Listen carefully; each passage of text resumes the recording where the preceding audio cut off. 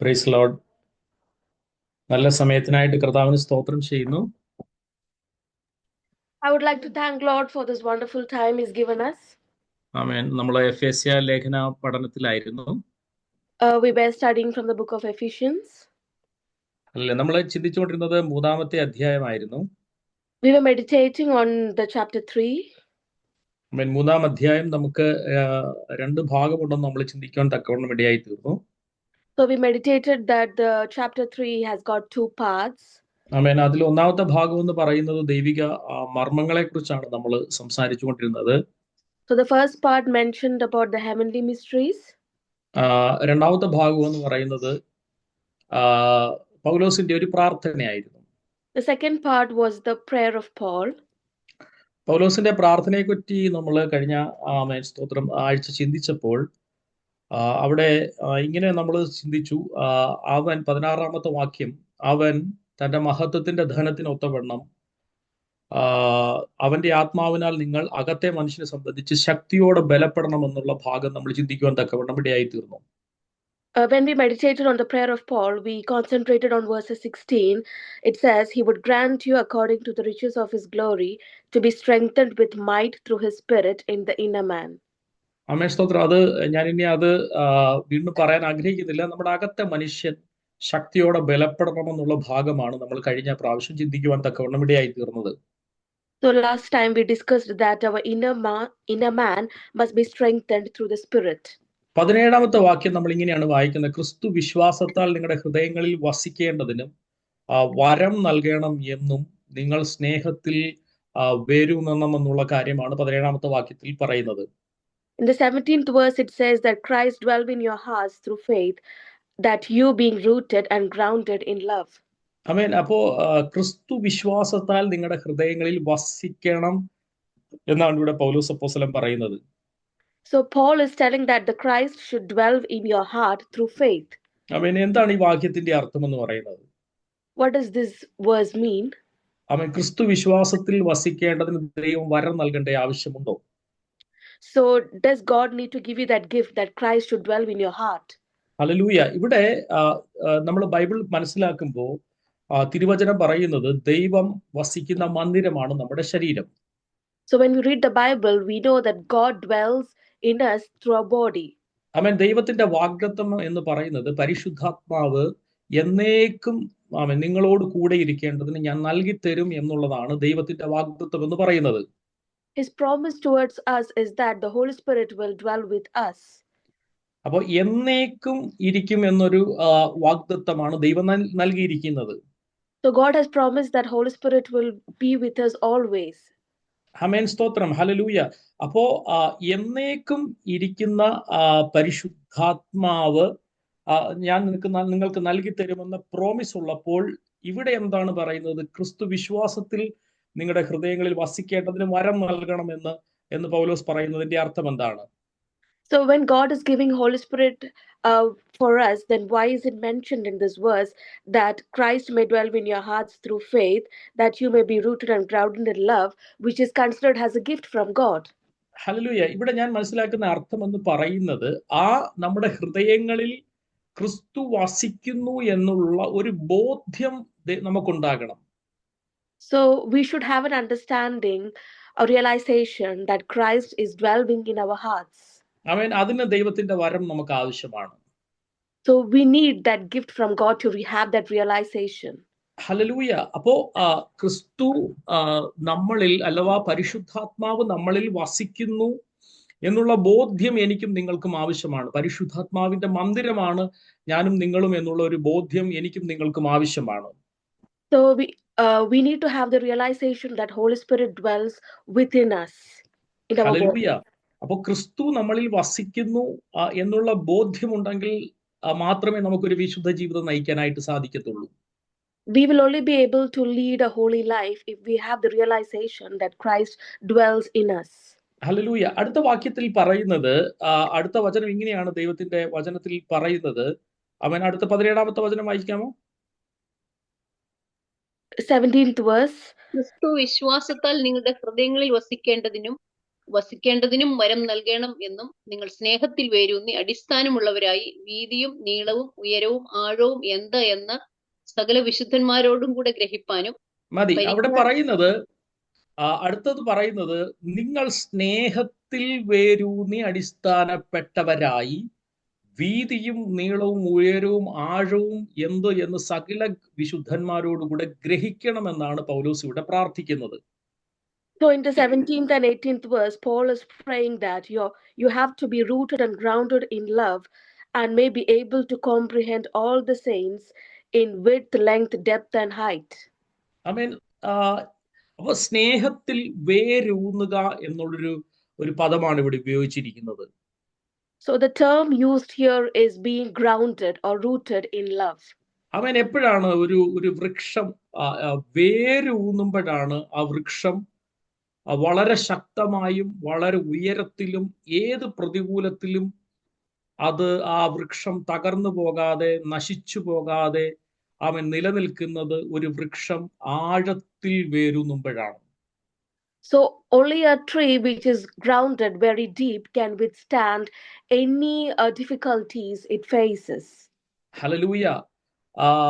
അപ്പോ ഇവിടെ പൗലോസ് പറയുകയാണ് നിങ്ങളുടെ വിശ്വാസ ജീവിതത്തിൽ നിങ്ങൾ ക്രിസ്തുവിന്റെ സ്നേഹത്തിൽ വേരൂന്നുന്നവരായിരിക്കണം. So Paul is telling that as believers we should be rooted and grounded in the love of Christ. ആമേൻ. 1 കൊരിന്ത്യർ ലേഖനം 8-ാം അധ്യായം അതിന്റെ 1-ാമത്തെ വചനം ഇങ്ങനെയാണ് നമ്മൾ വായിക്കുന്നത്. 1 Corinthians chapter 8 verse 1. വിഗ്രഹാർപ്പിതങ്ങളുടെ കാര്യം പറഞ്ഞാലോ, നമുക്ക് എല്ലാവർക്കും അറിവുണ്ട് എന്ന് നമുക്കറിയാം. അറിവ് ചീർപ്പിക്കുന്നു, സ്നേഹമോ ആത്മീക വർധന വരുത്തുന്നു. ആമേൻ. അപ്പോ ഇവിടെ ബൈബിൾ പറയുകയാണ് വിഗ്രഹാർപ്പിതങ്ങളുടെ കാര്യം പറഞ്ഞാലോ നമുക്ക് എല്ലാവർക്കും അറിവുണ്ട് എന്ന് നമുക്കറിയാം. അറിവ് ചീർപ്പിക്കുന്നു, സ്നേഹമോ ആത്മീക വർധന വരുത്തുന്നു. So it says that knowledge puffs up, but love edifies or increases the spiritual knowledge. അപ്പോൾ ദൈവ സ്നേഹമാണ് എനിക്കും നിങ്ങൾക്കും ആത്മീക വർധനവിനെ കൊണ്ടുവരുന്നത്. So only the love of Christ will increase the spiritual growth in us. ആമേൻ. അപ്പോ തികഞ്ഞ ദൈവസ്നേഹം ആത്മീയമായിട്ട് ആരെങ്കിലും വളരുവാൻ ആഗ്രഹിക്കുന്നുണ്ടെങ്കിൽ നിങ്ങൾക്ക് ആമേൻ ഏറ്റവും പ്രാരംഭമായി വേണ്ട കാര്യമെന്ന് പറയുന്നത് പ്രാർത്ഥനയേക്കാൾ ഉപവാസത്തെക്കാൾ മറ്റെന്തിനേക്കാൾ ഉപരിയായിട്ട് ദൈവസ്നേഹത്താൽ നിറഞ്ഞവരായിരിക്കണം ഞാനും നിങ്ങളും. So if anyone wants to grow spiritually more than prayer and fasting, we must be filled with the love of Christ. നമ്മുടെ പ്രശ്നം എന്ന് വെച്ചാൽ നമ്മളെ സ്നേഹിക്കുന്നവരെ നമ്മൾ സ്നേഹിക്കും, നല്ല സ്വഭാവമുള്ളവരാണെങ്കിൽ നമ്മൾ സ്നേഹിക്കും. ആമേൻ. ലോകപ്രകാരം പലപ്പോഴും നമുക്കും ഒരു ലോകപ്രകാരമുള്ളവർക്ക് ഉള്ളതുപോലെ ഒരു സ്നേഹമാണ് പലപ്പോഴും നമുക്കും ഉള്ളത്. So most of the time we have the love that the world has. We love the people who we respect or those who love us back. നല്ല സ്വഭാവമുള്ളവരാണെങ്കിൽ നമ്മൾ തിരിച്ചു അങ്ങനെ തന്നെ സ്നേഹിക്കും. So if they have a good nature, we will also love them. പക്ഷെ ബൈബിളിൽ ക്രിസ്തുവിനെ പറ്റി പറയുന്നത് അങ്ങനെയല്ല. തനിക്കുള്ളവരെ അവൻ അവസാനത്തോളം സ്നേഹിച്ചെന്നാണ് ബൈബിളിൽ പറയുന്നത്. But in the Bible it says that Jesus loved his people till the end. ആമേൻ. യൂദയെ പോലും തന്നെ ഒറ്റിക്കൊടുക്കാൻ വേണ്ടി വരുന്ന സമയത്തും യേശുവിന്റെ സ്നേഹത്തിന് ഒരു മാറ്റവുമില്ല. So even at the time when Judas Iscariot came to betray Jesus, his love was still the same for him. അവൻ യേശു ചോദിക്കുന്ന ചോദ്യം സ്നേഹിത എന്നാണ് വിളിക്കുന്നത്. ചുംബനം കൊണ്ടാണോ മനുഷ്യപുത്രനെ ഒറ്റിക്കൊടുക്കുന്നത് എന്ന് സ്നേഹിത എന്നുള്ള വാക്കാണ് കർത്താവ് യൂസ് ചെയ്തത്. So Jesus used the word friend and asked him, are you coming to betray the Son of Man with a kiss? ഒരു ഭാവ വ്യത്യാസവും തനിക്കില്ല. There was no change in his emotions at that time. Hallelujah. അപ്പോ ഇതാണ് തികഞ്ഞ ദൈവസ്നേഹം എന്ന് പറയുന്നത്. Agape എന്ന് പറയുന്ന സ്നേഹം എന്ന് പറയുന്നത് ഇതാണ്. So it was the symbolization of agape, that is the love of God. ആമേൻ. നമ്മൾ സാധാരണ പറയുന്നത് പാസ്റ്ററെ എന്നോട് പറഞ്ഞ വാക്ക് ഓർത്തു കഴിഞ്ഞാൽ ജീവിതത്തിൽ മിണ്ടാൻ തോന്നുകയില്ല. So sometimes people say to pastor, if that person has spoken to me in such a way, I don't feel like talking to him till my last breath. അവൻ പലപ്പോഴും നമ്മൾ ക്ഷമിക്കും, പക്ഷെ നമുക്ക് മറക്കാൻ പറ്റാറില്ല. Most of the time we tend to forgive people, but we don't forget what they do to us. പക്ഷേ agape എന്ന് പറയുന്ന തികഞ്ഞ ദൈവസ്നേഹം നിങ്ങളിലേക്ക് വന്നാൽ സർവ്വതും ക്ഷമിക്കാനും അത് മറക്കുവാനുമുള്ള ഭയങ്കരമായ ഒരു കൃപയാണ് നമ്മുടെ മേൽ വ്യാപരിക്കുന്നത്. But when we have agape, we receive the gift of God, which gives us both the gift to forgive and forget what others do to us. Bible പറയുന്നു തികഞ്ഞ സ്തോത്രം സ്നേഹം പാപങ്ങളുടെ ബഹുത്വത്തെ മറയ്ക്കുന്നു എന്നാണ് ദൈവത്തിന്റെ വചനത്തിൽ പറയുന്നത്. The word of God says that the love, so Pastor, can you repeat? തികഞ്ഞ സ്നേഹം പാപങ്ങളുടെ ബഹുത്വത്തെ മറയ്ക്കുന്നു. So it vanishes the depth of the sins. Multitudes of sins. Hallelujah. അപ്പോ ദൈവം നമ്മളെ ബൈബിൾ പറയുന്നു ആദ്യം സ്നേഹിച്ചു. ഹല്ലേലൂയ. തന്റെ ഏകജാതനായ പുത്രനെ നമുക്ക് വേണ്ടി നൽകി തന്ന് അവൻ നമ്മളെ സ്നേഹിച്ചു. ഹല്ലേലൂയ. അതാണ് ദൈവത്തിന്റെ സ്നേഹം. യോഹന്നാൻ 3:16 നമ്മൾ അങ്ങനെയാണ് വായിക്കുന്നത്. So we read in John 3:16 that God loved us, that he gave his son for us. Hallelujah. ദൈവത്തിന് നമുക്ക് തരാൻ പറ്റാത്തതായിട്ട് എന്തെങ്കിലും ഉണ്ടായിരുന്നെങ്കിൽ അത് ക്രിസ്തുവിനെ ആയിരുന്നു, യേശുവിനെ ആയിരുന്നു. So if there was something which God couldn't give, it would be Jesus Christ. പക്ഷെ ആ ദൈവം ഹല്ലേലൂയ തന്റെ ഏകജാതനായ പുത്രനെ നമുക്ക് വേണ്ടി കാൽവറി ക്രൂശിൽ മരിക്കാനായി ഏൽപ്പിച്ചു തന്നത് ദൈവത്തിന്റെ സ്നേഹമാണ്. So it was the love of God that he gave his son to be crucified on the cross for us. Hallelujah. അതുകൊണ്ടാണ് ദൈവവചനം പറയുന്നത് അവൻ തന്റെ സ്വന്തം പുത്രനെ നിങ്ങൾക്കായി ഏൽപ്പിച്ചു തന്നവൻ അവനോട് കൂടെ സകലതും തരാതിരിക്കുമോ എന്ന് ദൈവത്തിന്റെ വചനം ചോദിക്കുന്നത് അതുകൊണ്ടാണ്. So the word of God is asking that the God who has given his son for us on the cross, will he be not able to give you what you need? Hallelujah. അപ്പോ തികഞ്ഞ ആ ദൈവസ്നേഹത്തിൽ നമ്മൾ വേരൂന്നാൻ തുടങ്ങണം. So we must be rooted and grounded in the love of God. Hallelujah. നിങ്ങൾ ആത്മീയമായി എത്ര വളരുവാൻ ആഗ്രഹിക്കുന്നു അത്രയും ആഴത്തിൽ എന്റെയും നിങ്ങളുടെയും വേര് സ്നേഹത്തിൽ ഊന്നുവാൻ തക്കവണ്ണം ഇടയായി തീരണം. So how much ever we aspire to grow spiritually, our love must be rooted more deeply in the love of God. അതുകൊണ്ടാണ് പൗലോസ് റോമാലേഖനത്തിൽ 8-ാം അധ്യായത്തിൽ ചോദിക്കുന്നത്, 8:35 ചോദിക്കുന്നത്, ക്രിസ്തുവിന്റെ സ്നേഹത്തിൽ നിന്ന് ഞങ്ങളെ വേർപിരിക്കുന്നത് R? So that is why it is said in Romans chapter 8, who will separate us from the love of Christ? Hallelujah. ഒന്ന് വായിച്ചേ, 8:35 വായിച്ചേ. 8:35. ക്രിസ്തുവിന്റെ സ്നേഹത്തിൽ നിന്നും നമ്മെ വേർപിരിക്കുന്നത് ആർ? കഷ്ടതയോ, സങ്കടമോ, ഉപദ്രവമോ, പട്ടിണിയോ, നഗ്നതയോ, ആപത്തോ, വാളോ? ഹല്ലേലൂയ. അടുത്ത വചനം വായിച്ചേ. നിന്റെ നിമിത്തം ഞങ്ങളെ ഇടവിടാതെ കൊല്ലുന്നു. നിന്റെ നിമിത്തം ഞങ്ങളെ ഇടവിടാതെ കൊല്ലുന്നു. ഇന്നത്തെ കാലഘട്ടം പോലൊരു കാലഘട്ടമല്ല. മരണം മുമ്പിൽ കാണുമ്പോഴും ഹല്ലേലൂയ പൗലോസ് അപ്പോസ്തലൻ ക്രിസ്തുവിന്റെ സ്നേഹത്തിൽ നിലനിൽക്കുകയാണ്. So it was not like a time like the present one. Even though in the time of death, people are still holding fast into the love of God. ഇവിടെ പൗലോസ് ചോദിക്കുകയാണ്, ക്രിസ്തുവിന്റെ സ്നേഹത്തിൽ നിന്ന് ഞങ്ങളെ വേർപിരിക്കുന്നത് ആര്? So Paul is asking here in verse 35, who shall separate us from the love of Christ? കഷ്ടതയോ, tribulation, സങ്കടമോ, distress, ഉപദ്രവമോ, persecution, പട്ടിണിയോ, famine, ആപത്തോ, വാളോ, നഗ്നതയോ, ഇതൊന്നും ക്രിസ്തുവിന്റെ സ്നേഹത്തിൽ നിന്ന് ഞങ്ങളെ വേർപിരിക്കാനായിട്ട് കഴിയത്തില്ല. Is it nakedness, peril or sword? Nothing of this shall separate us from the love of Christ. അതിന്റെ 37-ാമത്തെ വാക്യത്തിൽ നമ്മൾ വായിക്കുന്ന ഇങ്ങനെയാണ്, നാമോ നമ്മെ സ്നേഹിച്ചവൻ മുഖാന്തരം ഇതിൽ ഒക്കെയും പൂർണ്ണ ജയം പ്രാപിക്കുന്നു.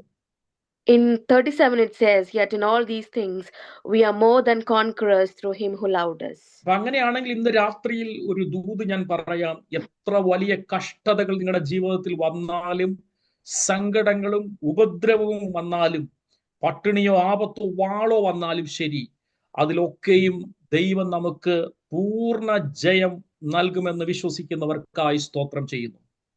So God is talking to you today. Whatever hardships come into your life, which is mentioned, if you are rooted in love, God is going to give you the deliverance for that. ആമേൻ. ഇന്ന് രാത്രിയിൽ പരിശുദ്ധാത്മാവിൽ ഞാൻ വിളിച്ചു പറയട്ടെ, എത്ര വലിയ പ്രതിസന്ധികൾ നിങ്ങൾക്ക് നേരെ വന്നാലും നിങ്ങൾ ആ ക്രിസ്തുവിന്റെ സ്നേഹത്തിൽ ഒന്ന് നിൽക്കാൻ തുടങ്ങാമോ? അവന്റെ സ്നേഹത്തിൽ നിങ്ങളൊന്ന് അവൻ വേരൂന്നി തുടങ്ങാമോ? അവൻ ഹല്ലേലൂയ, നമ്മെ സ്നേഹിച്ചവൻ മുഖാന്തരം നമുക്ക് പൂർണ്ണ ജയം അവൻ നൽകുമെന്ന് വിശ്വസിക്കുന്നവർക്കായി സ്തോത്രം ചെയ്യുകയാണ്. So if we are being rooted and grounded in the love of Christ, He is able to give us the full victory over all the hardships we face in our today's life. Hallelujah. 38-ാമത്തെ വാക്യത്തിൽ പൗലോസ് അപ്പോസ്തലൻ പറയുകയാണ്, മരണത്തിനോ ജീവനോ ദൂതന്മാർക്കോ വാഴ്ചകൾക്കോ അധികാരങ്ങൾക്കോ ഇപ്പോഴുള്ളതിനോ വരുവാനുള്ളതിനോ ഉയരത്തിനോ ആഴത്തിനോ മറ്റ് യാതൊരു സൃഷ്ടിക്കോ നമ്മുടെ കർത്താവായ യേശു ക്രിസ്തുവിലുള്ള ദൈവ സ്നേഹത്തിൽ നിന്ന് നമ്മെ വേർപിരിപ്പാൻ കഴിയുകയില്ല. So it says in verse 38, death or life or angels or principalities or power, nothing can separate us from the love of Christ. Hallelujah. Amen. ഇന്ന് രാത്രിയിൽ എല്ലാ ടെൻഷനുകളും നിങ്ങളെ വിട്ട് മാറിപ്പോകട്ടെ. This night, let all the tensions be removed in your life. Bible പറയുന്നു, തികഞ്ഞ സ്നേഹം ഭയത്തെ പുറത്താക്കുന്നു. So the love of God or the eternal love, it separates all the fear inside you. Hallelujah. തികഞ്ഞ സ്നേഹം എന്ന് വെച്ചാൽ അത് അഗാപ്പെ ലവ് ആണ്. ആ ദൈവ സ്നേഹം നമ്മളിലേക്ക് തികഞ്ഞ സ്നേഹം വരുമ്പോഴാണ് സകല ഭയങ്ങളും, ഹല്ലേലൂയ, നിങ്ങൾക്ക് വേണ്ടി കരുതുന്ന ഒരു ദൈവമുണ്ടെന്ന് ദൈവത്തെ സ്തോത്രം സ്നേഹിക്കുന്നവർക്ക് നിർണയപ്രകാരം വിളിക്കപ്പെട്ടവർക്ക് തന്നെ സകലതും നന്മയ്ക്കായി കൂടി വ്യാപരിക്കുമെന്ന് നിങ്ങൾ വിശ്വസിക്കാനായിട്ട് ഇടയായിത്തീരുന്നത്. So if you have the agape love or the love which is steadfast in Christ, everything happens for good at the right time. Hallelujah. അപ്പോ നിങ്ങൾ ആ തികഞ്ഞ ദൈവസ്നേഹത്തിൽ വസിക്കാൻ തുടങ്ങുമ്പോൾ, വേരൂന്നാൻ തുടങ്ങുമ്പോൾ സകല ടെൻഷനുകളും നിങ്ങളെ വിട്ടു മാറും. So when you are being steadfast in the love of Christ, all the tensions will be removed from your life. Hallelujah. സകല ഭാരങ്ങളും നിങ്ങളെ വിട്ടു മാറും. All the distress will be removed in your life. പിന്നെ നമ്മൾ നമുക്ക് വേണ്ടിയിട്ടല്ല ഇനി ജീവിക്കുന്നത്, നമുക്കായി മരിച്ച ക്രിസ്തുവിന് വേണ്ടി നമ്മൾ ജീവിക്കുവാൻ തക്കവണ്ണം ഇടയായിത്തീരും. So we're not living for ourselves, but we're living for Christ. ആമേൻ. അപ്പൊ ശരിക്കും നമുക്ക് വേണ്ടത് ഈ ദൈവ പരിജ്ഞാനമാണ് നമുക്ക് വേണ്ടത്. So we need to have the understanding of Christ.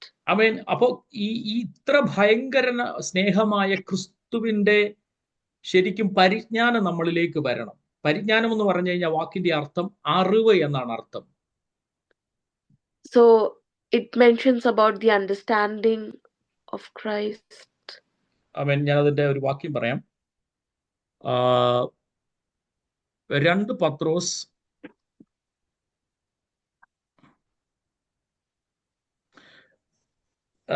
1-ാം അധ്യായം അതിന്റെ 2-ാമത്തെ വാക്യം വായിച്ചേ.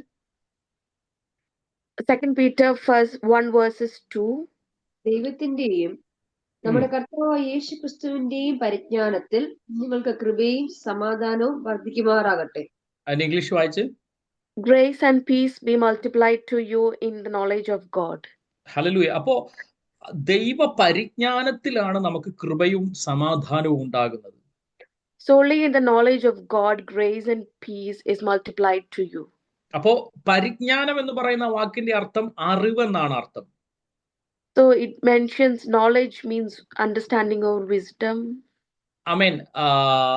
അപ്പൊ ആരെ കുറിച്ചുള്ള അറിവാണ്? അത് ക്രിസ്തുവിനെ കുറിച്ചുള്ള അറിവാണ്, ദൈവത്തെ കുറിച്ചുള്ള അറിവാണ്. So what is this knowledge about? This knowledge is about God.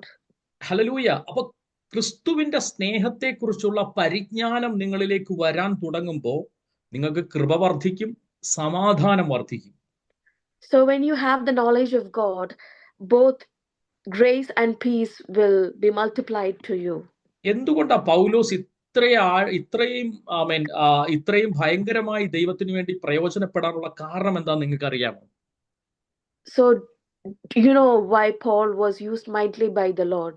ആമേൻ. കാരണം അവൻ ദൈവ പരിജ്ഞാനത്താൽ നിറയപ്പെട്ട വ്യക്തിയായിരുന്നു. ദൈവത്തിന്റെ സ്നേഹത്തിൽ ആഴത്തിൽ വേരൂന്നിയ വ്യക്തിയായിരുന്നു. Because he was rooted and grounded in the love of Christ. Hallelujah. തനിക്ക് ഒറ്റ ലക്ഷ്യമേ ഉള്ളായിരുന്നു, ഈ സ്നേഹം മറ്റുള്ളവരോട് പറയുക എന്നുള്ളതായിരുന്നു ആമേൻ തന്റെ ലക്ഷ്യം എന്ന് പറയുന്നത്. So he had only one goal, and that was to tell about this love of Christ to amen. the people. പൗലോസ് ഒരിക്കലും യേശുവിനെ നസ്രനായ യേശു എന്ന് ഒരിക്കലും ഒരിടത്ത് പോലും പറഞ്ഞിട്ടില്ല. So Paul has never said that Jesus of Nazareth. ആമേൻ. പൗലോസ് എല്ലായിടും പറഞ്ഞത് ക്രിസ്തു യേശു എന്നാണ് പറഞ്ഞിട്ടുള്ളത്. ക്രിസ്തു യേശു. He always mentioned Jesus Christ. Hallelujah. അപ്പോ യേശുവിനെ താൻ ക്രിസ്തുവായിട്ടാണ് കണ്ടത്. So Paul always saw Jesus as Christ. അവൻ യേശുവിനെ തനിക്ക് നസ്രയത്തിൽ വളർന്ന, അതുകൊണ്ടാണ് പൗലോസ് പറയുന്നത്, നിങ്ങളിത് ഗ്രഹിക്കണം ശരിക്കും. അതുകൊണ്ടാണ് പൗലോസ് പറയുന്നത്, യേശുവിനെ ഞാൻ ജഡത്തിൽ അറിഞ്ഞെങ്കിൽ ഇനി മേലെ ഞാൻ യേശുവിനെ പോലും ജഡത്തിൽ അറിയാൻ ആഗ്രഹിക്കുന്നില്ല. So Paul is telling that I've known Jesus through the flesh, and from henceforth I do not want to know him in flesh. ആമേൻ. കാരണം ഇസ്രായേലിൽ ജനിച്ച് നസ്രയത്തിൽ വളർന്ന് യഹൂദനായി ജീവിച്ച ആമേൻ ആ യേശുവിനെ അല്ല, സർവശക്തിയുള്ള ദൈവം ജഡത്തിൽ അവതരിച്ച് മരണത്തെയും പാതാളത്തെയും ജയിച്ച് ഉയർത്തെഴുന്നേറ്റ് ഇന്നും ജീവിക്കുന്ന സർവശക്തിയുള്ള ക്രിസ്തു യേശുവിലാണ് പൗലോസ് വിശ്വസിച്ചത്. So Paul believed in Jesus, who came in the form of human man, and he got crucified for our sins and rose upon the third day and conquered sin and death. He wanted to recognize Jesus as like that, and not as an earthly man who lived in Nazareth and Judah and Bethlehem. അത് തനിക്ക് കിട്ടിയ ആഴമേറിയ ഒരു ദൈവിക വെളിപ്പാടായിരുന്നു. ആ ക്രിസ്തുവിന് അസാധ്യം ഒന്നുമില്ലെന്ന് ഉള്ള ആഴമേറിയ ഒരു ദൈവിക വെളിപ്പാട് തന്റെ അകത്തേക്ക് വ്യാപരിക്കുവാൻ തക്കവണ്ണം ഇടയായി തീർന്നു. So this great revelation was inside him. Hallelujah. അപ്പോ ആ ദൈവത്തിൽ മറഞ്ഞിരിക്കുന്ന ഒരു കാര്യവുമില്ലെന്നും ആ ദൈവത്തിന് അറിയാത്തതായി ഒന്നുമില്ല എന്നുമുള്ള ആ ദൈവജ്ഞാനം, പരിജ്ഞാനം തന്നിലേക്ക് വന്നപ്പോ ദൈവത്തിന്റെ പരമഹൃദയത്തിൽ മറഞ്ഞു കിടന്ന രഹസ്യങ്ങളൊക്കെ തനിക്ക് വെളിപ്പെടുവാൻ തക്കവണ്ണം ഇടയായി തീർന്നു. So when he got this knowledge of God, all the hidden mysteries was revealed to him. ഞാൻ ഇങ്ങനെ പറഞ്ഞാൽ നിങ്ങൾക്ക് മനസ്സിലാവുക എന്നുള്ളതാണ് എൻ്റെ വളരെ ലളിതമായിട്ട് പറയട്ടെ. നിങ്ങൾ ശരിക്കും പ്രാർത്ഥിക്കാൻ തുടങ്ങണം. കർത്താവേ, അങ്ങയുടെ സ്നേഹം അറിയാൻ എൻ്റെ കണ്ണുകളെ ഒന്ന് പ്രകാശിപ്പിക്കണമേ എന്ന് നിങ്ങൾ പ്രാർത്ഥിക്കാൻ തുടങ്ങണം. So you must start praying that God help me to realize the love of Christ. Hallelujah. ആത്മകണ്ണുകൾ തുറക്കപ്പെട്ട് കഴിഞ്ഞാൽ ഹല്ലേലൂയ, ആ സ്നേഹം നിങ്ങളോട് കൂടെ എപ്പോഴും സഞ്ചരിക്കുന്ന, എപ്പോഴും നിങ്ങളോട് കൂടെ വസിക്കുന്ന, ഒരിടത്ത് പോലും നിങ്ങളെ കൈവിടാത്ത, അവൻ സകലതും ജീവിതത്തിൽ നന്മയ്ക്കായി കൂടി വ്യാപരിപ്പിക്കുന്ന, ആമേ സ്തോത്രം, ഹല്ലേലൂയ, ലോക അവസാനത്തോളം എല്ലാ നാളും ഞാൻ നിന്റെ കൂടെ ഉണ്ടെന്ന് വാക്ക് പറഞ്ഞ ആ ദൈവ സ്നേഹം, ഹല്ലേലൂയ, നിങ്ങളൊന്ന് തിരിച്ചറിയണം. ഇന്ന് രാത്രിയിൽ ഹല്ലേലൂയ അവനിലൊന്ന് വേരൂന്നാൻ തുടങ്ങണം. ആത്മീയമായിട്ട് ഒരു കേവലം സാധാരണ വിശ്വാസിയുടെ അനുഭവത്തിൽ ഇരിക്കാതെ സ്പിരിച്വലി ഒന്ന് വളരുവാൻ തക്കവണ്ണം ആ സ്നേഹത്തിൽ നിങ്ങളൊന്ന് അവൻ വേരൂന്നുവാൻ തക്കവണ്ണം ഇടയായി തീരണം. So we must start growing spiritually. Our spiritual eyes should be enlightened to know about the revelation of God and the mysteries of God. And in order for that, we must be rooted and grounded in the love of Christ. And we must start praying for that. ഞാൻ ലളിതമായ ഭാഷ പറയുകയാണെങ്കിൽ പത്രോസിന് ശരിക്കും ദൈവത്തിന്റെ സ്നേഹം എന്താണെന്ന് തിരിച്ചറിയത്തില്ലായിരുന്നു. So Paul didn't know about the love of Christ. പത്രോസിന് യേശുവിനെ ഭയങ്കര ഇഷ്ടമായിരുന്നു. He loved Jesus very much. അവൻ ആത്മാർത്ഥമായിട്ടായിരുന്നു കർത്താവിനെ പിൻപറ്റിയത്. So Peter followed Jesus very wholeheartedly. ആമേൻ സ്തോത്രം, ഹല്ലേലൂയ. പക്ഷേ ഒരു പ്രത്യേക സാഹചര്യത്തിൽ ആമേൻ കർത്താവായ യേശുവിനെ പത്രോസ് ആമേൻ സ്തോത്രം തള്ളിപ്പറയുന്നു. സാഹചര്യത്തിന്റെ സമ്മർദ്ദം കൊണ്ട് തള്ളിപ്പറയുന്നു. But in a particular situation he had to deny Jesus. ആമേൻ. പക്ഷേ ആ പത്രോസിനെ കർത്താവ് കൈവിടുന്നില്ല. But Jesus doesn't forsake Peter. ആമേൻ. ഇന്ന് രാത്രിയിലും ആമേൻ സ്തോത്രം, എനിക്കിനി ദൈവത്തിന്റെ സന്നിധിയിലേക്ക് ഒരു മടങ്ങി വരവുണ്ടോ? ആമേൻ സ്തോത്രം, ഹല്ലേലൂയ. ഞാൻ അതുപോലത്തെ തെറ്റുകൾ ചെയ്തിട്ടുണ്ട്, കുറ്റബോധം നിങ്ങളെ ഭരിക്കുന്നുണ്ടെങ്കിൽ ഇന്ന് രാത്രിയിലും നിങ്ങളുടെ തെറ്റുകളെ ക്ഷമിച്ച് നിങ്ങളോട് ആമേൻ ഹല്ലേലൂയ, നിങ്ങളോട് നിങ്ങളുടെ പാപങ്ങളെ ക്ഷമിച്ച് നിങ്ങളെ ആമേൻ സ്തോത്രം തന്നിലേക്ക് അടുപ്പിക്കുന്ന ഒരു ദൈവമുണ്ടെന്ന് ഇന്ന് രാത്രിയിൽ തിരിച്ചറിയുന്നവർക്കായി ഞാൻ ദൈവത്തിന് സ്തോത്രം ചെയ്യുകയാണ്. So if any of you are facing any guilt that I've done a lot of sins and am I able to come to the Lord, always remember that Jesus is ready. If you come back to him, he's ready to forgive you and take you. ഇന്ന് രാത്രി നിങ്ങൾക്ക് ജയിക്കാൻ കഴിയാത്ത എന്തെങ്കിലും സ്വഭാവങ്ങൾ ഉണ്ടെങ്കിൽ അത് നമ്മുടെ ഏറ്റവും വലിയ പ്രശ്നം. നമ്മൾ ദൈവത്തോടൊന്നും തുറന്നു പറയത്തില്ല. ആരോട് നമ്മൾ സുഹൃത്തുക്കളോട് പറയും, മറ്റുള്ളവരോടെല്ലാം പറയും. പക്ഷെ നിങ്ങൾ എത്ര പേര് അപ്പച്ച എനിക്ക് എന്നെ കൊണ്ട് പറ്റുന്നില്ല എന്ന് വാസ്തവമായിട്ടും ദൈവത്തോട് തുറന്നു പറയുന്ന എത്ര പേരുണ്ട്? ഹല്ലേലൂയ. എന്നെ കൊണ്ട് പറ്റുന്നില്ല കർത്താവേ, ആ സ്വഭാവത്തെ ജയിക്കാൻ പറ്റുന്നില്ല അവൻ എന്ന് ഒരപ്പനോട് അല്ലെങ്കിൽ ഒരു സുഹൃത്തിനോട് പറയുന്ന എത്ര പേരുണ്ട്? So many of the times we struggle to express if you're battling with any kind of sinful behavior, we always battle to tell it before God. We might tell it to a friend, but how many of you are willing to say that to God, that you are battling or struggling with any kind of sinful behavior? ദൈവത്തിന് letter എഴുതുന്ന എത്ര പേരുണ്ട്? How many of you write a letter to the Lord? ഒരിക്കൽ ഞങ്ങളുടെ Saudi അറേബ്യയിലെ ചർച്ചിലായിരുന്ന സമയത്ത് Sudheer pastor, എന്റെ uncle ഇങ്ങനെ പ്രസംഗിച്ച സമയത്ത് പറഞ്ഞു, നിങ്ങൾ ദൈവത്തിന് എടുത്തെഴുതണമെന്ന് പറഞ്ഞു. So pastor's uncle, who is a pastor, his name is called Sudhir, and he has said in a message that you need to write a letter to the Lord. ആമേൻ. ഇത് ആ പ്രസംഗമൊക്കെ കഴിഞ്ഞിട്ട് പലരും, പക്ഷെ ഒരു അച്ചായൻ, ഒരു ബ്രദർ ഇത് വളരെ വിശ്വാസത്തോടെ ഏറ്റെടുത്തു. So one of the brother who heard that message took it to his heart. ആമേൻ. താൻ അത് തന്നോടാണ് ദൈവം സംസാരിച്ചെന്ന് കരുതി വിശ്വസിച്ചിട്ട് താൻ ദൈവത്തിന് ഒരു ലെറ്റർ എഴുതി. He believed that God had spoken through the pastor to him, and he started to write a letter. കർത്താവ് എനിക്ക് അങ്ങനെ ഒത്തിരി ഇഷ്ടമാണെന്നൊക്കെ പറഞ്ഞ് തുടങ്ങി തന്റെ ആവശ്യങ്ങളൊക്കെ വളരെ ഒരു കുഞ്ഞിനെ പോലെ വളരെ ലളിതമായി നിർമ്മലമായ വിശ്വാസത്തോടെ എഴുതാൻ തുടങ്ങി. So he started to write that he loved God, and he started to write all his needs, and like a small child he started to express his feelings in that. എന്നിട്ട് ആ ലെറ്റർ അദ്ദേഹം ബൈബിളിനകത്ത് സൂക്ഷിച്ചു എല്ലാ ദിവസവും ഇതിനായിട്ട് സ്തോത്രം ചെയ്യാൻ തുടങ്ങി. So he kept the letter inside his Bible and started to say. എന്റെ അറിവ് ശരിയാണെങ്കിൽ അദ്ദേഹത്തിന് ആ സമയത്ത് ഒരു സാധാരണ പ്രീ ഡിഗ്രി മാത്രം പാസ്സായ ഒരു മനുഷ്യനായിരുന്നു. സാധാരണ 2500-2000 രൂപ റിയാലോ മറ്റോ സാലറി ഉള്ള ഒരു സാധാരണ ജോലി ചെയ്യുന്ന ഒരു വ്യക്തിയായിരുന്നു. So he had a very minimal qualification and a minimal job and a minimal salary. ആമേൻ. പക്ഷേ അദ്ദേഹം ലെറ്റർ എഴുതിയപ്പോൾ എഴുതി, കർത്താവേ എനിക്ക് ഒരു വിദേശ കമ്പനിയിൽ ജോലി ചെയ്യണമെന്ന്, ഇപ്പോൾ ഉള്ള ഈ സാലറിയുടെ 3 ഇരട്ടി എന്നാണ് എൻ്റെ ഓർമ്മ ശരിയാണെങ്കിൽ 3-4 ഇരട്ടി എന്ന് അദ്ദേഹം ചോദിച്ചു. ഇത്ര റിയാലിന് മുകളിൽ സാലറി ഉള്ള ഒരു ജോലി വേണമെന്ന് അദ്ദേഹം, അതും ഒരു മൾട്ടിനാഷണൽ വിദേശ കമ്പനിയിലായിരിക്കണമെന്നും, തന്റെ കഴിവ് വെച്ച് ഇതൊന്നും നടക്കത്തില്ല, അല്ലെങ്കിൽ വിദ്യാഭ്യാസം വെച്ച് ഇത് നടക്കത്തില്ല അദ്ദേഹം. പക്ഷേ ഇത് ഈ ലെറ്ററിനകത്ത് എഴുതി. So he wrote in this letter that he needs to get a salary which is 3 times to what he was earning at that time, and he wanted to get a job in a multinational company. He didn't have any skills or any knowledge for that, but still he prayed for that and wrote that in the letter. പക്ഷേ നിങ്ങൾക്ക് അറിയുമോ ദൈവത്തിന്റെ അത്ഭുതം? 2 മാസം കഴിഞ്ഞ സമയത്ത് തനിക്ക് ഒരു കനേഡിയൻ കമ്പനിയിൽ ഒരു ഇന്റർവ്യൂ നടന്നു. എൻ്റെ അറിവ് ശരിയാണെങ്കിൽ 8000 റിയാൽ സാലറിയോ അതിന് മുകളിലോട്ടോ കാറ് എല്ലാ ഫെസിലിറ്റിയും ഉണ്ട് കൂടി അദ്ദേഹത്തിന് അനുഗ്രഹിക്കപ്പെട്ടൊരു ജോലി ലഭിക്കുവാൻ തക്കവണ്ണം ഇടയായി തീർന്നു.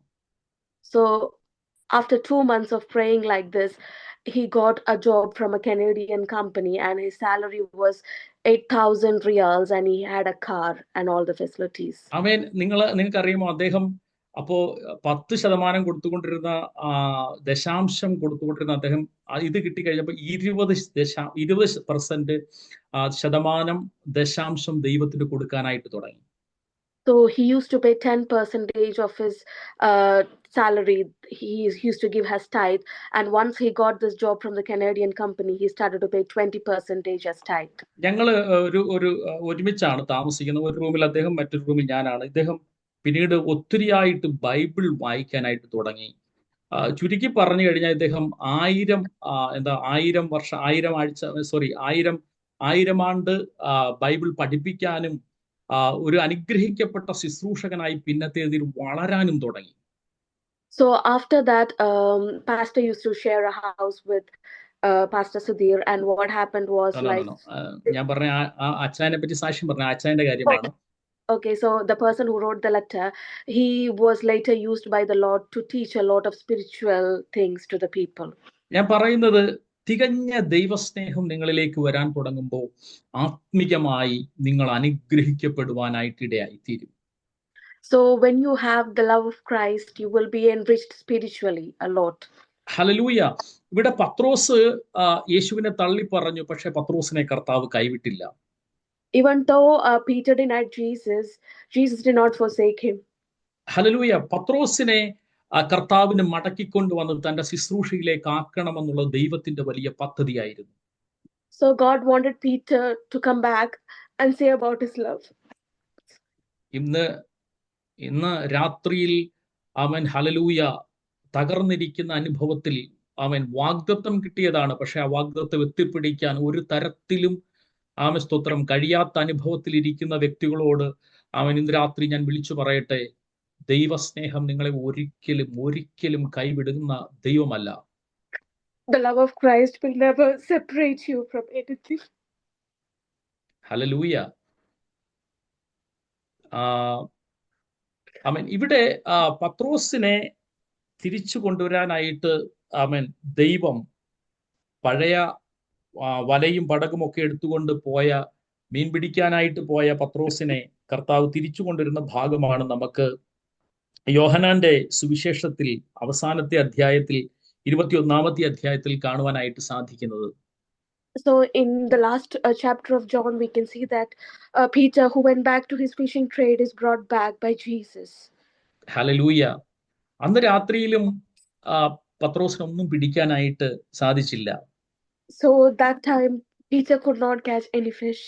നമുക്കറിയാം പത്രോസ് എപ്പോഴും ഒരു കൂട്ടത്തെ കൂട്ടിക്കൊണ്ട് പോകുന്നവനാണ്. പിന്മാറ്റത്തിൽ പോയപ്പോഴും താനൊരു കൂട്ടം ആളുകളെ കൊണ്ടാണ് പോയത്. So Peter always had a multitude with him. So when he went back from Christ, he also had people with him. പുലർച്ചെ ആയപ്പോൾ ബൈബിൾ പറയുന്നത് 21-ന്റെ 4-ാം പറയുന്നു, യേശു കരയിൽ നിന്നിരുന്നു, യേശു ആകുന്നു എന്ന് ശിഷ്യന്മാർ അറിഞ്ഞില്ല. So it says in verse 4, Jesus stood on the shore, yet the disciples did not know that it was Jesus. യേശുവിന്റെ ആ വാക്കൊന്നും നിങ്ങൾ ശ്രദ്ധിക്കണം. ഞാൻ പറയാൻ വേണ്ടിയിട്ടാണ് ഈ ഭാഗം എടുത്തത്. യേശു ചോദിക്കുകയാണ്, കുഞ്ഞുങ്ങളെ കൂട്ടുവാൻ വല്ലതുമുണ്ടോ എന്ന് ചോദിച്ചു. So Jesus is asking them, children, you have any food? എത്ര സിമ്പിൾ ആയിട്ടാ കർത്താവ് ചോദിക്കുന്നത് അല്ലേ? കുഞ്ഞുങ്ങളെ കൂട്ടുവാൻ. യേശുവിനേക്കാൾ പ്രായം ഉണ്ടായിരിക്കും ഒരു പക്ഷെ പത്രോസിന്.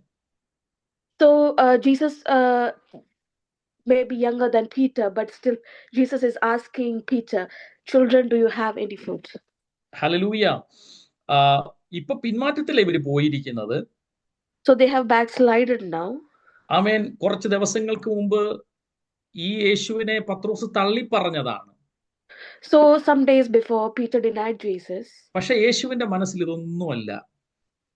So in the heart of Jesus, he didn't have any ill feelings for Peter. അവനെ ആ തികഞ്ഞ സ്തോത്രം ആ ദൈവകൃപയിലേക്കും സ്തോത്രം തന്റെ ശുശ്രൂഷയ്ക്കായിട്ടും ദൈവത്തിന് അവനെ മടക്കിക്കൊണ്ടുവരണം.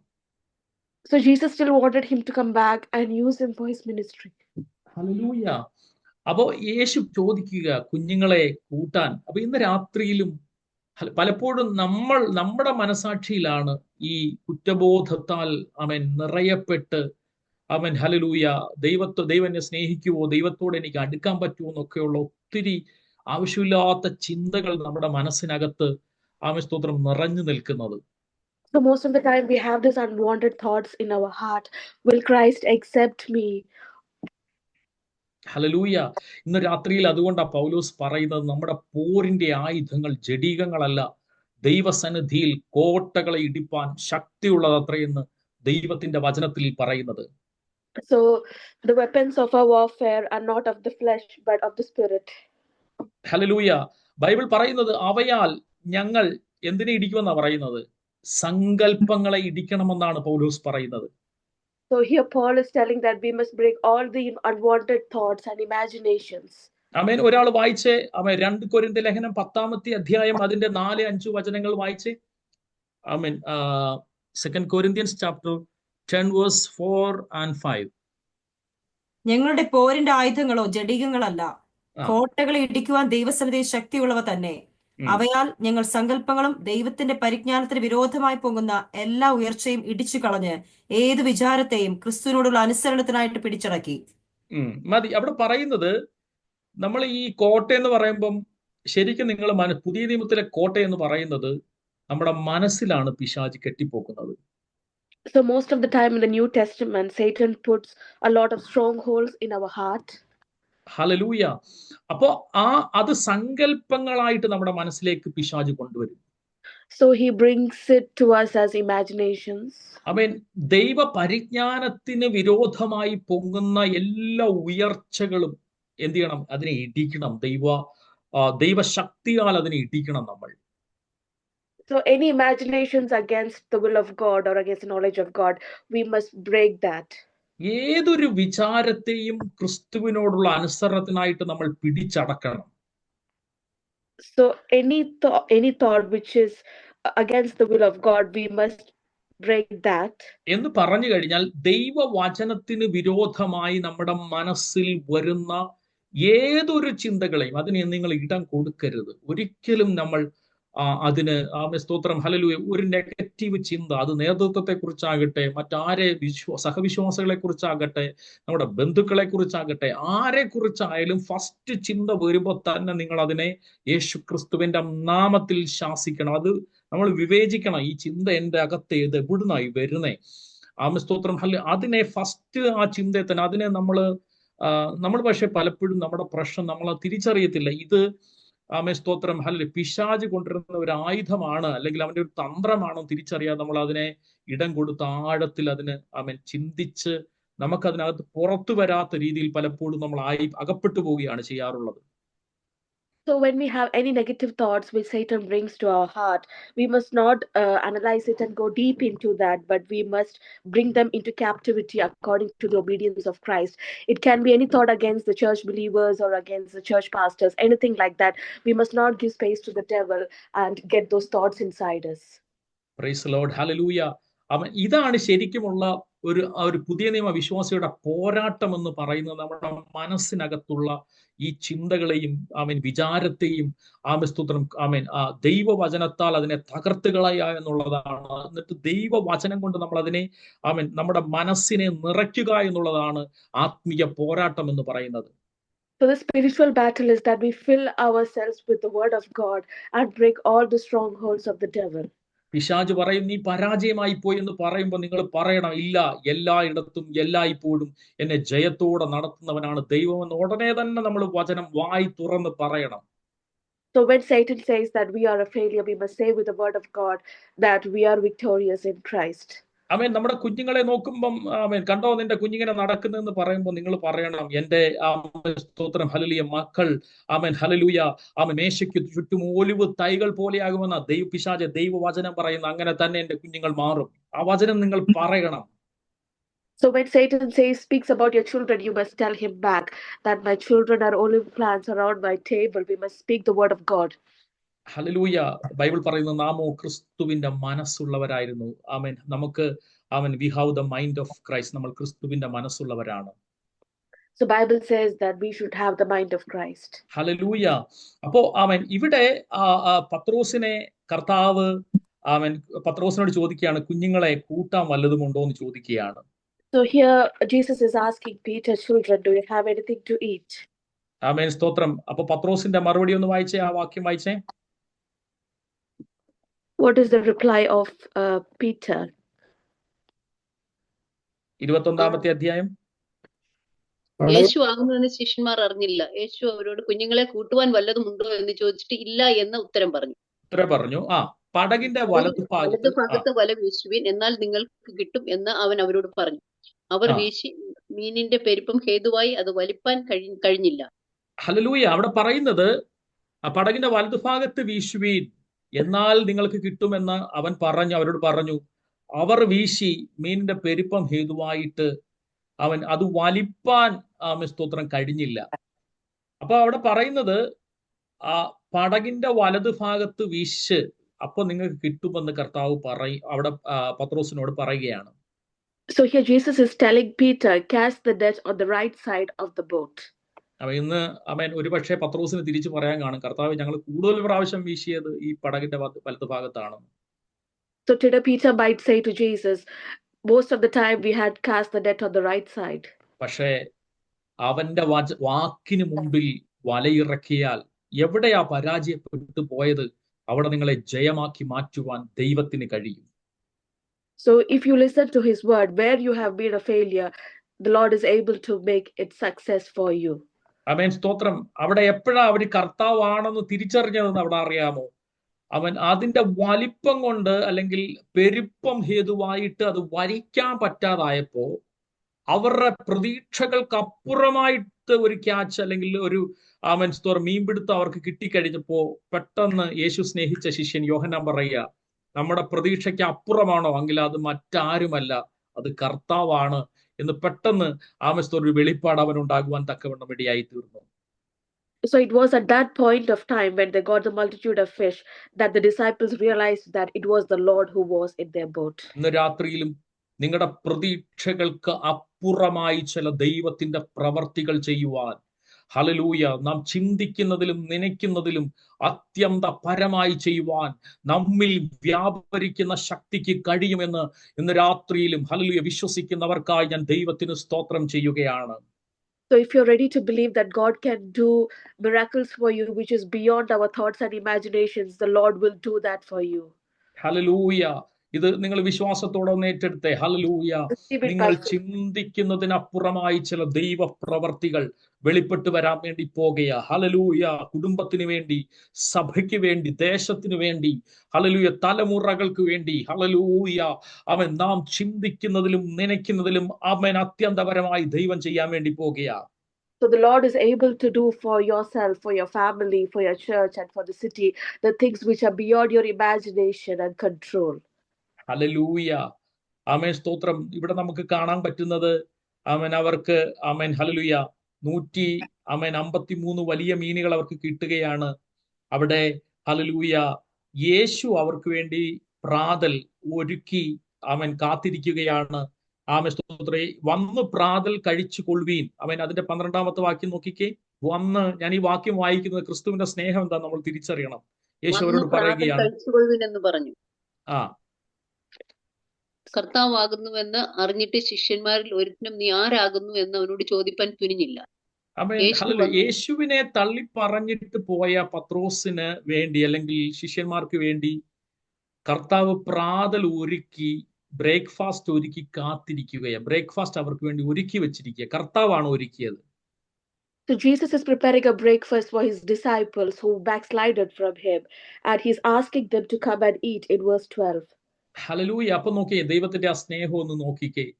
So look at the love of God. പിന്മാറ്റത്തിൽ പോയവർക്ക് വേണ്ടി പ്രാതൽ ഒരുക്കി കാത്തിരിക്കുന്ന, ഒരുക്കി വെക്കുന്ന ഒരു ദൈവം.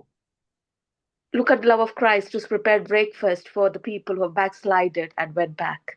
അവരെല്ലാം കഴിച്ചൊക്കെ കഴിഞ്ഞപ്പോഴാ കർത്താവ് ഒരു ചോദ്യം അവരോട് ചോദിക്കുന്നത്. അവനെ തിരിച്ചു കൊണ്ടുവരണല്ലോ ദൈവത്തിന്. ചോദ്യം ചോദിക്കുക. 15ാം വാക്യത്തിൽ പറയുന്നു, അവർ പ്രാതൽ കഴിച്ച ശേഷം യേശു ശീമോൻ പത്രോസിനോട്, യോഹന്നാന്റെ മകനായ ശീമോനെ, നീ ഇവരിൽ നിന്നും മലയാളത്തിൽ പറയുമ്പോൾ ഇവയിൽ അധികമായിട്ടാണെന്നാണ് ഇംഗ്ലീഷിൽ പറഞ്ഞിരിക്കുന്നത്. ഇവയിൽ അധികമായിട്ട് എന്നെ സ്നേഹിക്കുന്നുവോ എന്ന് ചോദിച്ചു. So after they had had their breakfast, Jesus is asking to Peter, do you love me more than these? Hallelujah. ഇപ്പൊ പിടിച്ച 153 മീനുണ്ടല്ലോ, നീ അതിന്റെ അർത്ഥം പത്രോസെ, നീ ഉപജീവനത്തിന് വേണ്ടിയിട്ടല്ലേ പോയത്? എങ്ങനെ ആയി തീരുമെന്ന് നിനക്ക് അറിയത്തില്ല. നാളെ എന്താകും, കുടുംബത്തിന് വേണ്ടി ആര് കരുതും, ഇതൊന്നും അറിയത്തില്ല. അപ്പം ഉപജീവനത്തിന് വേണ്ടിയിട്ടാ പോയത്. പക്ഷെ ഇപ്പൊ പിടിച്ച ഈ മീനേക്കാൾ അധികമായിട്ട് നീ എന്നെ സ്നേഹിക്കുന്നു എന്ന് ചോദിക്കുമ്പോൾ യേശു ചോദിക്കുന്ന ചോദ്യം അഗാപ്പേ എന്ന് പറയുന്ന പദമാണ് ഗ്രീക്കിൽ ഉപയോഗിച്ചിരിക്കുന്നത്. സ്വയത്യാഗപരമായി ജീവൻ കൊടുത്ത് സ്നേഹിക്കുന്ന ദൈവത്തിന്റെ സ്നേഹമാണ് അഗാപ്പേ എന്ന് പറയുന്നത്.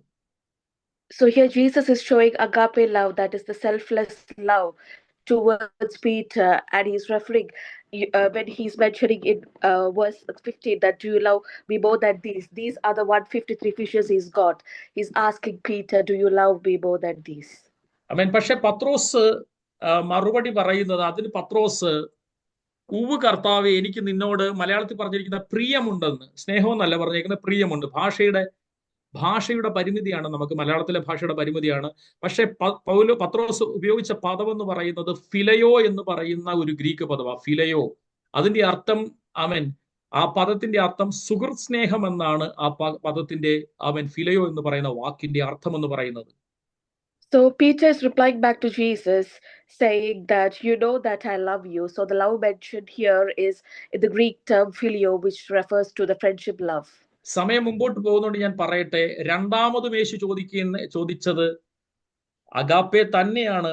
കർത്താവ് രണ്ടാമത് അവനോട് യോഹന്നാന്റെ മകനായ ശിമോനെ, നീ എന്നെ സ്നേഹിക്കുന്നുവോ എന്ന് ചോദിച്ചു. അവിടെ രണ്ടാമത്തെ പ്രാവശ്യം യേശു ചോദിക്കുന്നത് അഗാപ്പെ തന്നെയാണ്. So the second time when Jesus is asking Peter, he is still referring to the agape love. Do you love me? ആമേൻ. മൂന്നാമതും പക്ഷെ പത്രോസ് മറുപടി പറയുന്നത് ഫിലിയോ തന്നെയാണ് രണ്ടാമത്തെ പ്രാവശ്യവും കർത്താവിനോട് മറുപടി പറയുന്നത്. So Peter is replying the second time to Jesus in the love that is filio, that is friendship love. മൂന്നാമതും അവനോട് 17ാമത്തെ വാക്യത്തിൽ പറയുകയാണ്, യോഹന്നാന്റെ മകനായ ശിമോനെ, നിനക്ക് എന്നോട് പ്രിയമുണ്ടോ അവൻ എന്ന് ചോദിച്ചതിന് അവൻ ഇവിടെ മലയാളത്തിൽ പ്രിയമുണ്ടോന്നാണ് ചോദിച്ചത്. പക്ഷെ കർത്താവ് മൂന്നാമത്തെ പ്രാവശ്യം അഗാപ്പെ തന്നെയാണ് ചോദിച്ചത്. So third time Jesus is asking him in the agape love as well, do you love me? ആമേൻ. 3 പ്രാവശ്യം ചോദിച്ചു കഴിഞ്ഞപ്പോ ആമേൻ ഹല്ലേലൂയ, പത്രോസ് ബൈബിളിൽ പറയുന്നത് പത്രോസ് ദുഃഖിച്ചു. കർത്താവെ, നീ സകലതും അറിയുന്നു, എനിക്ക് നിന്നോട് പ്രിയമുണ്ട് എന്ന് നീ അറിയുന്നു എന്ന് അവനോട് പറഞ്ഞു. യേശു പറയുകയാണ്, നീ എന്റെ ആടുകളെ മേയ്ക്കുക എന്ന് പറയുകയാണ്. So after asking him 3 times, Jesus is telling Peter, feed my lambs. ആമേൻ, സ്തോത്രം. ഇവിടെ ഒരുപക്ഷെ നമുക്ക് 3 പ്രാവശ്യം തള്ളിപ്പറഞ്ഞ പത്രോസിനെ കൊണ്ട് കർത്താവ് 3 പ്രാവശ്യം ഏറ്റി പറയിപ്പിക്കുന്നതായിരിക്കാം. So Jesus might be asking Peter, because he denied him 3 times, he's asking Peter these questions 3 times. പക്ഷേ യേശു പത്രോസിൽ നിന്ന് ആഗ്രഹിച്ച സ്നേഹം എന്ന് പറയുന്നത് സ്വയത്യാഗപരമായിട്ട്, സ്വന്തം ജീവനേക്കാൾ അധികമായിട്ട് ദൈവത്തെ സ്നേഹിക്കുന്ന അനുഭവമായിരുന്നു. But Jesus was asking Peter about selfless love, agape, the 3 times he asked Peter. Amen, hallelujah. പക്ഷെ ഇന്ന് രാത്രിയിലും നമ്മൾ ഇത് ഈ വിഷയം സംസാരിച്ചതിന്റെ കാരണം, നമ്മൾ തികഞ്ഞ ആ ദൈവസ്നേഹത്തിലേക്ക് ഞാനും നിങ്ങളും കടന്നു വരണം. We must come back to the pure love of Christ. ആമേൻ. അതാണ് നമ്മൾ ഹല്ലേലൂയ 1 കൊരിന്ത്യർ ലേഖനം 13-ാം അധ്യായത്തിൽ കാണുന്ന സ്നേഹം എന്ന് പറയുന്നത്. That is the love which is mentioned in 1 Corinthians chapter 13. ആമേൻ, സ്തോത്രം. അപ്പൊ പൗലോസ് അവിടെ പറയുകയാണ്, എനിക്ക് മനുഷ്യരുടെയും ദൂതന്മാരുടെയും ഭാഷയിൽ സംസാരിച്ചാലും എനിക്ക് സ്നേഹമില്ലെങ്കിൽ ഞാൻ ചിലമ്പുന്ന ചെമ്പോ മുഴങ്ങുന്ന കൈത്താളമോ അത്രേ. എന്ന് വെച്ചാൽ, ഞാൻ അന്യഭാഷയിൽ സംസാരിച്ചാലും സ്നേഹമില്ലെങ്കിൽ ഈ നിങ്ങളുടെ ചെവിയുടെ അടുത്ത് കൊണ്ടുവന്ന് ഒരു പാത്രം ഇട്ട് ഇങ്ങനെ കുറെ നേരം ഇങ്ങനെ അടിച്ച എന്തായിരിക്കും സംഭവം? എന്തോ ഒരു ഇറിറ്റേഷൻ ആയിരിക്കും അല്ലേ? ഇതുപോലെയാണ് നമ്മളെന്നാണ് ബൈബിളിൽ പറയുന്നത്. It says in 1 Corinthians chapter 1, though I speak with the tongues of men and of angels, but have not love, I have become a sounding brass or a clanging cymbal. പ്രവചനവരമുണ്ടായിട്ട് സകലതും ഗ്രഹിച്ചാലും, അപ്പൊ സ്നേഹമില്ലെങ്കിലും പ്രവചനം വെളിപ്പെടുമെന്നല്ലേ എന്റെ അർത്ഥം? സ്നേഹമില്ലാതെയും പ്രവചിക്കാം അല്ലെ? അതെങ്ങനല്ലേ ആ വാചനത്തിന്റെ അർത്ഥം? എനിക്ക് പ്രവചനപരം ഉണ്ടായിട്ട് സകല മർമ്മങ്ങളും സകല ജ്ഞാനവും ഗ്രഹിച്ചാലും മലകളെ നിൽക്കത്തക്ക വിശ്വാസം ഉണ്ടായാലും സ്നേഹമില്ലെങ്കിൽ ഞാൻ ഏതുമില്ല എന്ന് ബൈബിളിൽ പറയുന്നത്. So it says in 2nd verse, even though I have the gift of prophecy and understand all mysteries and knowledge, but if I don't have love, I am nothing. എനിക്കുള്ളതെല്ലാം അന്നദാനം ചെയ്താലും ശരീരം ചൂടാനേൽപ്പിച്ചാലും സ്നേഹമില്ല. അപ്പം സ്നേഹമില്ലാതെയും നമുക്ക് അന്നദാനം ചെയ്യാൻ പറ്റും. ഉള്ളതെല്ലാം മറ്റുള്ളവർക്ക് ദാനം ചെയ്യാൻ പറ്റുമെന്നാണ് ബൈബിളിൽ പറയുന്നത്. So it says in verse 3, even though I bestow all my goods to feed the poor, and I give my body to be burned, but have not love, it profits me nothing. ഇനി സ്നേഹത്തിന്റെ ഗുണങ്ങളെ പറ്റി പറയാം. സ്നേഹം ദീർഘമായി ക്ഷമിക്കുന്നു, ദയ കാണിക്കുന്നു, സ്നേഹം സ്പർശിക്കുന്നില്ല, നിഗളിക്കുന്നില്ല. എന്തുകൊണ്ട് ആളുകൾ നിഗളത്തോടെ നടക്കുന്നതിന്റെ കാരണം തികഞ്ഞ ദൈവസ്നേഹം ഇല്ലാത്തത് കൊണ്ട്, അഗാപ്പെ സ്നേഹമില്ലാത്തത് കൊണ്ടാ. ചീർക്കുന്നില്ല. അയോഗ്യമായി ഒരാൾ ശരിക്കും പാപം ചെയ്യാതിരിക്കണമെങ്കിൽ ക്രിസ്തുവിന്റെ സ്നേഹം ഒരു മനുഷ്യന്റെ അകത്തേക്ക് വരണം. If a man should not sin, he must have the love of Christ in him. ഞാൻ പാപം ചെയ്താൽ ക്രിസ്തുവിനെ ക്രൂശിക്കുന്നതിന് തുല്യമാണെന്നുള്ള വെളിപ്പാട് എന്റെയും നിങ്ങളുടെ അകത്ത് വ്യാപരിക്കണം. We must have the realization that if we sin, we are crucifying Jesus. ആമേൻ. അടുത്ത് പറയുകയാണ്, അയോഗ്യമായി സ്വാർത്ഥം അന്വേഷിക്കുന്നില്ല. സ്വാർത്ഥം എന്ന് പറഞ്ഞാൽ എന്താണ്? വാക്കിന്റെ അർത്ഥം എന്ന് അറിയാമോ? സ്വന്തം, ഞാൻ, എന്റെ കുടുംബം, അങ്ങനത്തെ ഒരു ചിന്ത. സ്വാർത്ഥം അന്വേഷിക്കുന്നില്ല, ദേഷ്യപ്പെടുന്നില്ല. കണ്ടോ? ദോഷം കണക്കിടുന്നില്ല. നമ്മളോട് ആരെങ്കിലും എന്ത് ദോഷം ചെയ്താലും അത് കണക്കിടുന്നില്ല. So the love does not behave rudely, does not seek its own. It is not provoked or thinks no evil. സ്നേഹം ഒരു മനുഷ്യന്റെ അകത്തുണ്ടെങ്കിൽ അനീതിയിൽ സന്തോഷിക്കാതെ സത്യത്തിൽ സന്തോഷിക്കാൻ നമ്മൾ ഇടയായിത്തീരും. So if we have love, we will rejoice in holy things and not in unholy things. എല്ലാം പൊറുക്കുന്നു, എല്ലാം വിശ്വസിക്കുന്നു, എല്ലാം പ്രത്യാശിക്കുന്നു, എല്ലാം സഹിക്കുന്നു. It bears all things, believes all things, hopes all things, and endures all things. ഞാൻ പറഞ്ഞ് അവസാനിപ്പിക്കട്ടെ. നിങ്ങൾക്കറിയുമോ, പക്ഷേ പെന്തക്കോസ് ദിവസം കഴിഞ്ഞതിന് ശേഷം ആത്മശക്തി പത്രോസിന്റെ മേൽ വ്യാപരിച്ചതിന് ശേഷം പത്രോസിന്റെ ജീവിതമാകെ മാറിമറിഞ്ഞു. After the day of Pentecost, when Peter received the Spirit of God, his life changed completely. Hallelujah. നിങ്ങൾക്കറിയാമോ പത്രോസിന്റെ അവസാന കാലഘട്ടത്തിൽ എന്താ സംഭവിച്ചത്? നിങ്ങൾക്ക് അറിയാവുന്ന ചരിത്രമായിരിക്കും. പത്രോസിനെ ക്രൂശിച്ചാണ് കൊന്നതെന്നാണ് ചരിത്രം പറയുന്നത്. So history says that Peter was crucified. ക്രൂശിക്കാൻ സമയത്ത് ചരിത്രം പറയുന്നത് പത്രോസ് ഒറ്റ കാര്യമേ ആവശ്യപ്പെട്ടുള്ളൂ. Peter only asked one thing at the time of his crucifixion. എന്നെ തല കീഴായിട്ട് ക്രൂശിക്കണമെന്ന് റോമൻ സാമ്രാജ്യത്തിലെ പടയാളികളോട് താൻ അപേക്ഷിച്ചു. He asked the Roman soldiers, crucify me upside down. എന്റെ പ്രാണപ്രിയനായ കർത്താവിന്റെ പാദങ്ങളിൽ ചുംബിച്ചുകൊണ്ട് എനിക്ക് മരിക്കണമെന്നാണ് താൻ പറഞ്ഞതെന്നാണ് ചരിത്രം പറയുന്നത്. So history says that he wanted to kiss the feet of Jesus. So he wanted them to crucify him upside down. തികഞ്ഞ ദൈവസ്നേഹത്തിലേക്ക് പത്രോസ് തിരിച്ചു വന്നു. Peter returned back to the love of Christ. ഇന്ന് രാത്രിയിലും നിങ്ങളെ തന്നെ ഒരു നിമിഷം ഒന്ന് സമർപ്പിക്കാമോ? എല്ലാവരും കർത്താവേ, സ്നേഹത്തിൽ വേരൂന്നുവാനും ആ ക്രിസ്തു സ്നേഹത്തിന്റെ കടലായ ഈ ക്രിസ്തുവിന്റെ നീളം എന്താണെന്നോ വീതി എന്താണെന്നോ അതിന്റെ ആഴം എന്താണെന്നോ ഒന്ന് അറിയണം കർത്താവേ.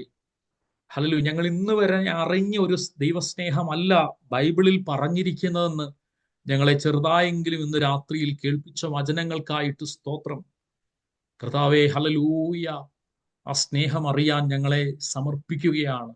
ഞങ്ങൾ ഒരു നാളും കൈവിടപ്പെട്ടു പോകത്തില്ല എന്നുള്ള ഉറപ്പ് നിന്റെ വചനത്തിൽ ഞങ്ങൾക്ക് തരുന്നതിനായി സ്തോത്രം കർത്താവേ. ഞങ്ങളുടെ ആത്മകണ്ണുകളെ ഒന്ന് പ്രകാശിപ്പിക്കണമേ. എല്ലാവരോട് ഹൃദയപൂർവ്വം ഒന്ന് ക്ഷമിക്കുവാൻ ഞങ്ങൾ ഏൽപ്പിക്കുകയാ കർത്താവേ.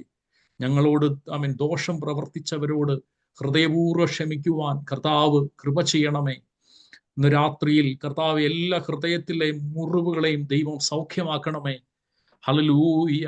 ഒരു വലിയ പിന്മാറ്റ അനുഭവത്തിൽ നിന്നൊരു വലിയ വിടുതൽ പത്രോസിനെ പോലെ ചിലരെ ദൈവം പൊക്കിയെടുത്തുകൊണ്ട് വരുന്ന തന്റെ ശുശ്രൂഷയ്ക്കായിട്ട് ദൈവം അഭിഷേകം ചെയ്യാൻ പോകുന്ന, ദൈവം മടക്കി വരുത്താൻ പോകുന്ന ദൈവകൃപകൾക്ക് സ്തോത്രം. അപ്പച്ചാ, നിന്റെ കരം, നിന്റെ സ്നേഹത്തിന്റെ കരം ഇന്ന് രാത്രിയിൽ വെളിപ്പെടട്ടെ കർത്താവേ. എല്ലാ ഭവനങ്ങളുടെ മേലും, എല്ലാ കുടുംബങ്ങളുടെ അകത്തും, എല്ലാ വ്യക്തി ജീവിതങ്ങളുടെ മേലും ഇന്ന് രാത്രിയിൽ ആ സ്നേഹത്തിന്റെ സ്പർശനം അഭിഷേകമായി വെളിപ്പെടട്ടെ. ദൈവശക്തിയായത് വെളിപ്പെടട്ടെ കർത്താവേ. ദൈവം എല്ലാവരും അനുഗ്രഹിച്ചാട്ടെ ഞങ്ങൾ പ്രാർത്ഥിക്കുകയാ കർത്താവേ. പ്രാർത്ഥന കേട്ടിരിക്കൊണ്ട് സ്തോത്രം യേശുവിൻ നാമത്തിൽ തന്നെ. പാസ്റ്റർ.